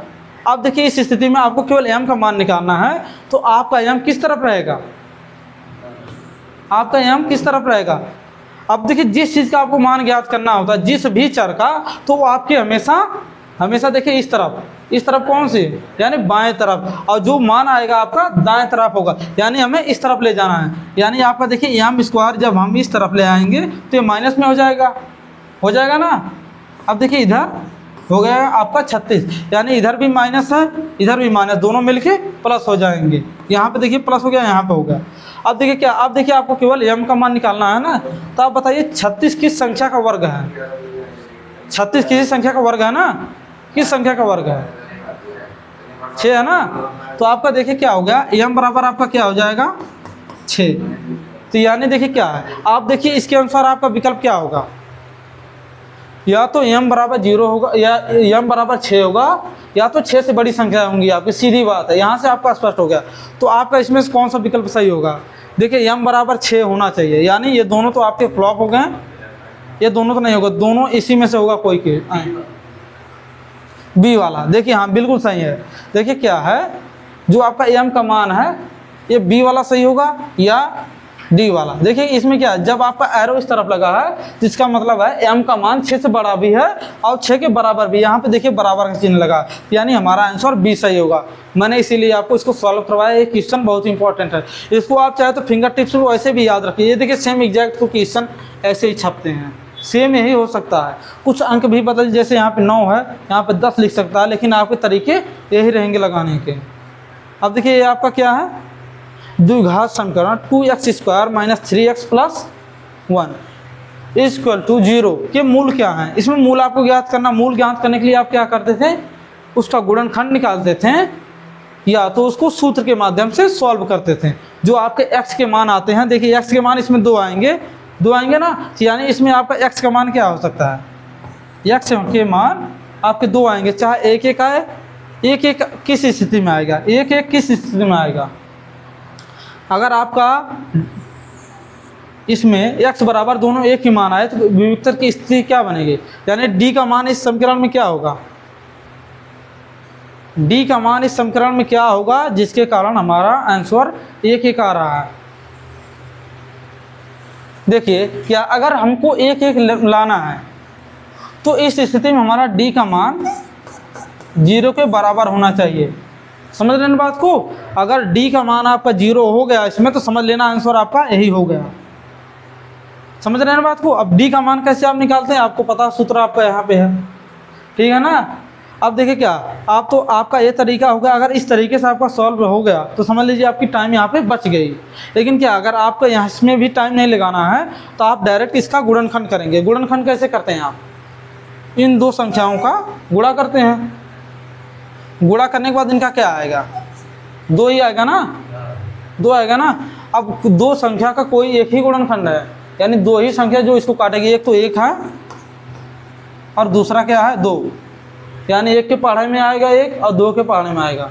यानी अगर हमको यहाँ पे -3 लाना है तो क्या स्थिति बनाएंगे हम, 1 और 2 की क्या बनाएंगे, दोनों संख्याएं आपकी माइनस में होंगी तो आपका यहाँ पे -3 आएगा। यानी आप इसको सॉल्व करेंगे 1 और 2 लेके। आप इसको कैसे सॉल्व करेंगे, 1 और 2 लेके, यानी -1 - 2, यानी -x - 2x।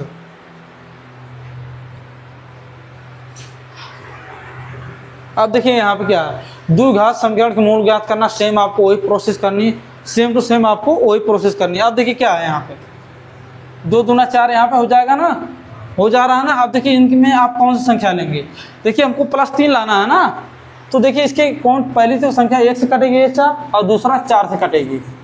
ये 2 2 से भी कटेगी, लेकिन हम 2 2 नहीं ले सकते क्योंकि हमें 3 लाना है ना, 3 लाना है। तो हम 4 में से 1 को घटाएंगे तो कितना आएगा, 3। तो पहली हमारा होगा 4x और -x होगा। इसको लेके सॉल्व करेंगे। देखिए मैं हर एक चीज़ें आपको बता दे रहा हूँ जितना कि आपको जहाँ पे कठिनाई होती है। अब दूसरा देखेंगे आप, हमारा 3x² - 5x + 2। आपको सेम यही मेथड लगाना। आप इसमें सूत्र के माध्यम से इसको सॉल्व करेंगे। आप लोगों को बता दें, इसको सूत्र के माध्यम से सॉल्व करेंगे। सूत्र के माध्यम से सॉल्व करेंगे।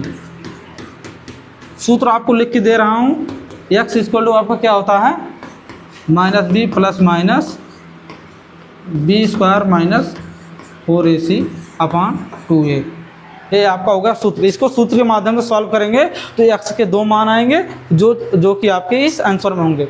यदि आपके विकल्प नहीं मिलते तो आप देखिए क्या, देखिए आप सॉल्व करेंगे तो अगर आप में क्या कोई दिक्कत आएगी तो आप कमेंट में अपना आंसर लिखेंगे, हम चेक करेंगे। अगर वो गलत होता है तो हम उसको फिर से लगाएंगे।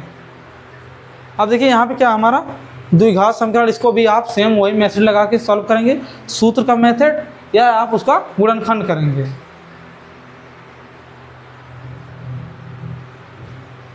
तो देखिए क्या हुआ, आज का हमारा अध्याय यानी जो हमारा अध्याय 4 है द्विघात समीकरण कंप्लीट हुआ। इसके बाद हम अगला अध्याय चालू करेंगे। देखिए क्या है, जो भी आपकी देखिए पहली पार्ट होती है वो आपका बेसिक होता है, इसलिए आपसे अनुरोध है कि आप लोग बेसिक पार्ट जरूर देखिएगा। क्योंकि देखिए क्या होता है, जो आपका 50% चीज़ें हैं वो आपको पहले ही पार्ट में बता दी जाती हैं।